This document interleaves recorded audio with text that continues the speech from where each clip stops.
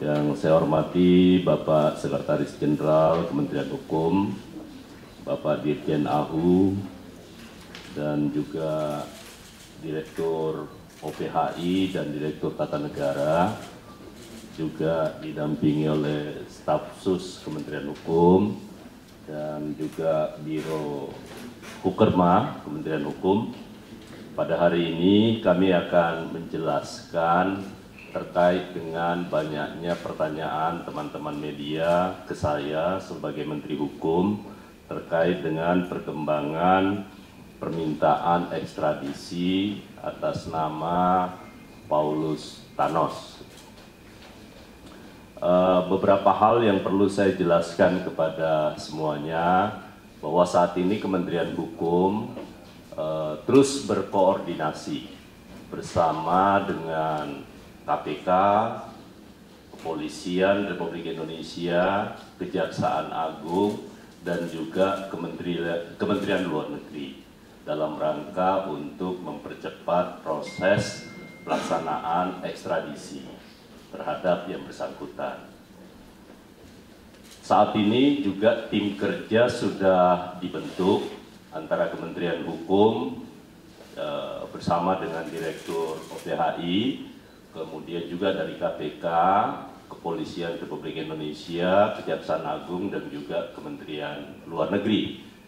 Dan saat ini untuk hal terkait dengan hal ini, itu sudah ada timeline yang disepakati bersama oleh seluruh kementerian terkait, termasuk dengan KPK maksud saya. Teman-teman sekalian yang saya hormati dan seluruh masyarakat Indonesia, saya perlu menegaskan yang pertama, bahwa batas waktu untuk kita mengajukan permohonan dan seluruh kelengkapan berkas itu 45 hari batas lama waktu yang dibutuhkan 45 hari. Dan itu nanti akan berakhir di 3 Maret maksud saya, 3 Maret 2025.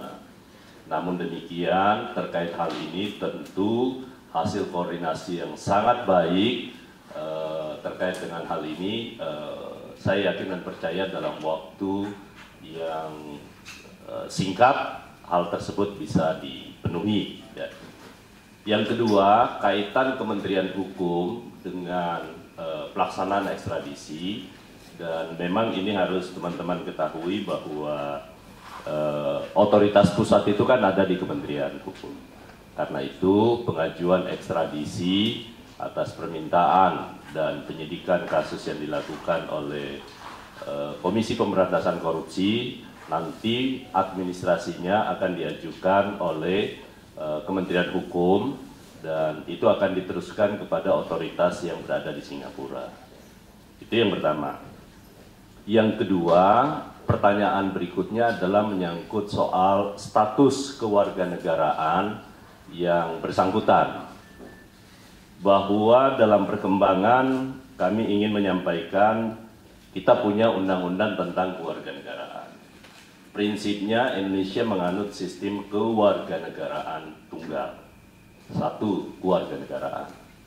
Bahwa yang bersangkutan memang menurut laporan yang kami terima, bahwa yang bersangkutan juga saat ini memiliki paspor negara sahabat. Namun demikian, bahwa berdasarkan peraturan Menteri Hukum dan HAM, bahwa untuk melepaskan kewarganegaraan Indonesia itu tidak berlaku otomatis. Karena itu, saya ingin sampaikan bahwa ada 2 kali yang bersangkutan ingin mengajukan permohonan melepaskan kewarganegaraan. Tetapi sampai hari ini yang bersangkutan belum melengkapi dokumen yang dibutuhkan. Karena itu status kewarganegaraan atas nama Paulus Thanos atau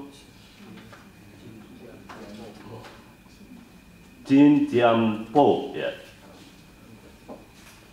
Jin Tianpo alias Paulus Thanos itu masih berstatus sebagai warga negara Indonesia.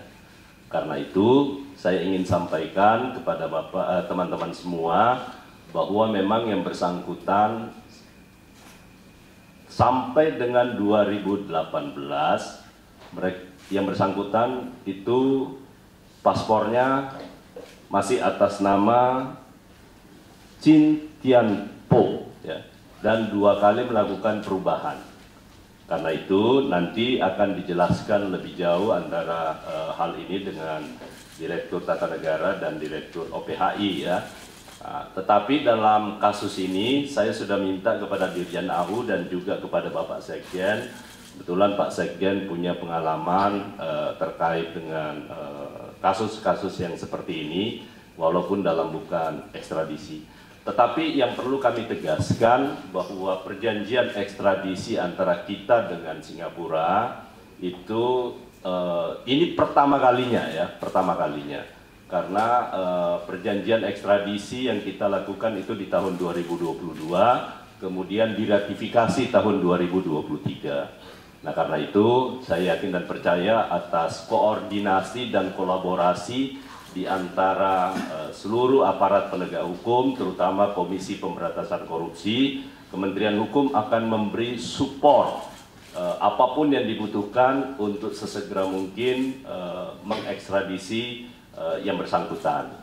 Karena itu nanti hal-hal yang terkait dengan yang lain tentu saya tidak bisa menjelaskan kepada teman-teman semua selain hanya terkait dengan tugas Kementerian Hukum sebagai otoritas pusat, dan yang kedua status kewarganegaraan yang bersangkutan.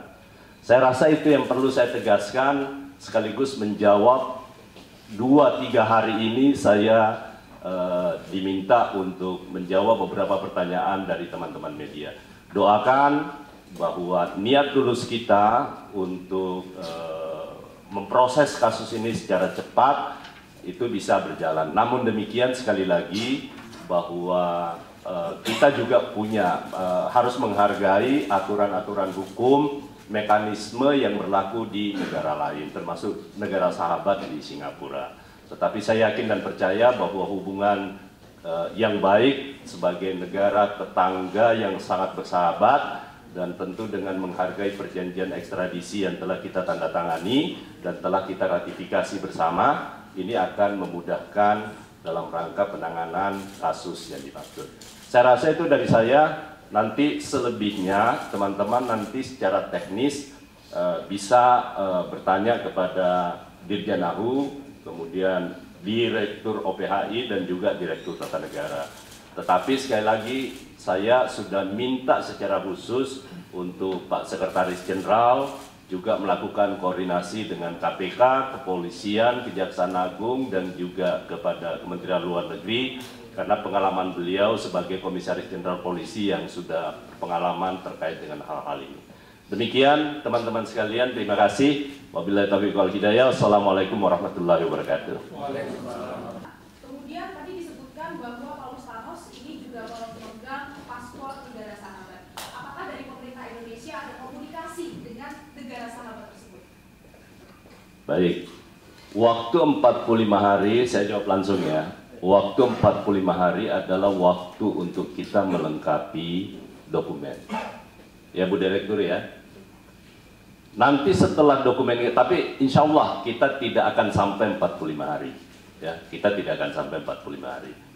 Tapi saya tegaskan bahwa setelah 45 hari tentu proses ini akan berjalan di pengadilan Singapura. Karena itu kita tunggu setelah dokumennya lengkap. Yang kedua, terkait dengan proses persidangan tentu kita tidak bisa turut campur di sana. Karena setelah selesai ada putusan di pengadilan tingkat pertama di Singapura tentu masih ada proses banding. Nah, yang kedua pertanyaan berikutnya, apakah kita sudah melakukan komunikasi? Kami sudah berkomitmen bersama bahwa urusan terkait dengan komunikasi antar pemerintah itu diserahkan kepada Kementerian Luar Negeri. Oke ya?